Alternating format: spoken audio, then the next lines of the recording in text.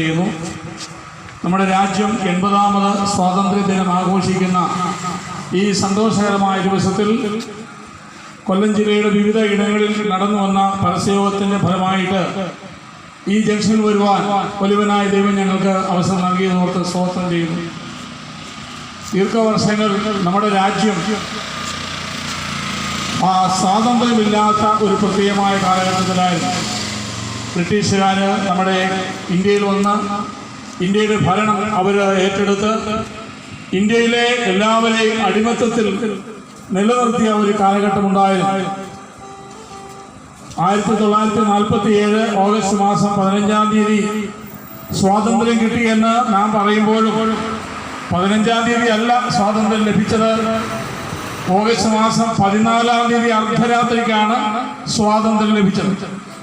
പക്ഷേ തത്വത്തിൽ നമ്മൾ 15-ാം തീയതി എന്ന് പറയുന്നതേ ഉള്ളൂ. അത് പറയുമ്പോൾ ചില വിചാരിക്കുന്നത് അതിനു മുമ്പ് നമ്മുടെ രാജ്യത്ത് സ്വാതന്ത്ര്യം ഉണ്ടായിരുന്നു എന്നുള്ള ധ്വനിയാണ് വരുന്നത്. എന്നാൽ ഒരു കാര്യം നമുക്ക്